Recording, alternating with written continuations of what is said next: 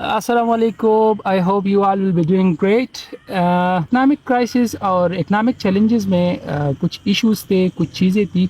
अच्छा होगा कि कोई बंदा उसे write down करे कि फिर समझ में आ जाए. तो economic crisis में two fronts है.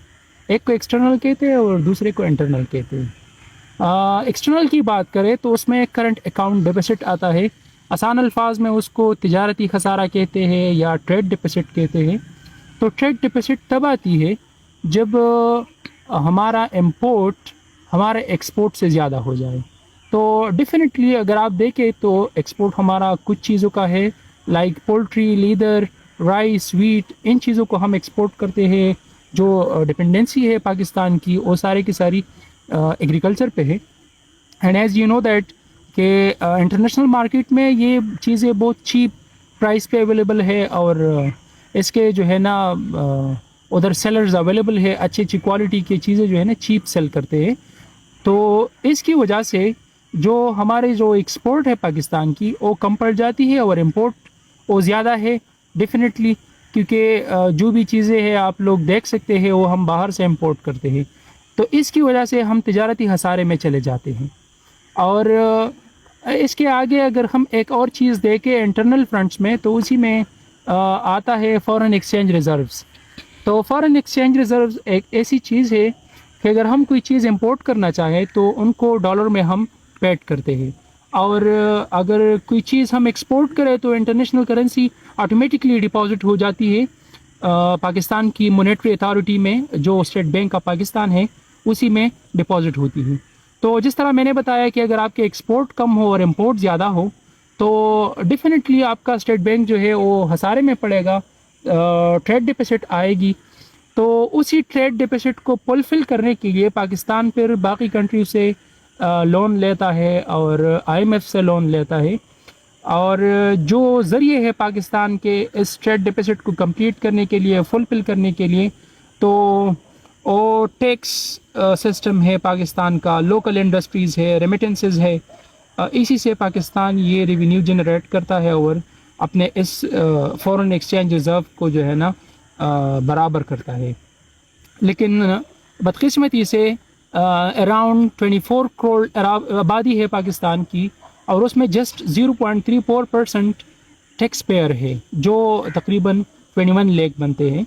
तो जब आगे हम देखें, अगर इनफॉर्मल इकानमी की बात करें, अनडॉक्यूमेंटेड इकानमी की बात करें, पाकिस्तान सब्सिडी देता है इंडस्ट्रीज़ को, उनको इलेक्ट्रिसिटी प्रोवाइड करता है. लेकिन वहाँ पे इनफॉर्मल इकानमी है जो कि अच्छे तरीके से यूटिलाइज़ नहीं होती, वो चीज़ें अच्छे तरीके से वो स्कैन नहीं होती, तो वो पैसे गायब हो जाते हैं. और आपको पता भी है पाकिस्तान चोरों का मुल्क है, तो पैसे चोरी हो जाते हैं और गवर्नमेंट को पता ही नहीं चलता कि पैसे किधर गए. तो ट्रेड डिपॉजिट का शिकार हो जाते हैं हम. सबसे जो अच्छी बात है और ज़रूरी बात है, तो इसी में हमने सर्कुलर डेप्ट को डिस्कस करना है. सर्कुलर डेप्ट अब क्या है? ये जो हम कहते हैं कि हमारी बिजली हम ये डैम से बनाते हैं, हम ये पानी से बनाते हैं, ये KPK वाले बनाते हैं. अगर गवर्नमेंट के साइड से देखें तो जस्ट 30% बिजली सोलर, न्यूक्लियर और हाइड्रो पावर से जो है ना बनती है. बाकी की जो 70% है ये पाकिस्तान ऑयल से बनाती है. अब ये बिजली किस तरह बनती है? पाकिस्तान ऑयल इंपोर्ट करता है सऊदी अरेबिया से through PSO, Pakistan state oil. Pakistan state oil जो ऑयल होता है वो लेता है सऊदी अरेबिया से और उनको कहता है कि जब हम इनको सेल करेंगे तो फिर आपको हम पैसे देंगे. अब पाकिस्तान स्टेट ऑयल जो है वो IPP को, इंडिपेंडेंट पावर प्रोड्यूसर्स को वो पैसे दे देते हैं कि चलो आप बिजली बनाओ. इंडिपेंडेंट पावर प्रोड्यूसर्स बिजली बनाते हैं, फिर डिस्को, लेस्को, पेस्को उनको जो है ना वो बिजली प्रोवाइड करते हैं. आगे फिर वो ग्रिड स्टेशंस को प्रोवाइड करते हैं और एंड में हम कंज्यूमर आ जाते हैं. IPP का ये कहना है, उनका जो सोच है वो ये है कि हम इनसे 100 कमाएंगे, 30 हमने वापस PSO को देना है, 40 हमने अपना वो इनकम अपने पास रखना है और 30 हमने एक्सपेंसेस में लगाने हैं, जो हमारे एक्सपेंसेस है इलेक्ट्रिसिटी के.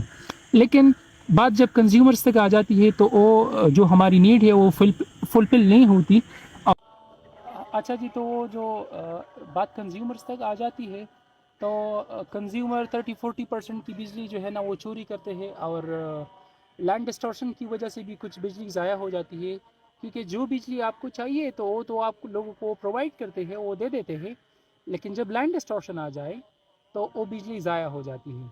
تو آگے اب پی ایس او والوں کو جو ہے نا پیسے دینے ہوتے ہیں، تاکہ پی ایس او والے پھر وہ سعودی عربیہ کو دے دے۔ تو جب یہ سین کریٹ ہو جاتا ہے، جسٹ 30% ریونیو جنریٹ ہو جاتی ہے اس 100% کے اسٹیمیٹ سے، تو جو یہ پیٹرول لیتے ہیں، یہ جو آئل لیتے ہیں سعودی عربیہ سے، اس کو فلفل کرنے کے لیے گورنمنٹ ذمہ دار ہے، گورنمنٹ یہ پیسے دے دیتا ہے۔ تو اگر فورن ایکسچینج ریزرو میں پیسے نہ ہو تو یہ پیسے کہاں سے آئیں گے؟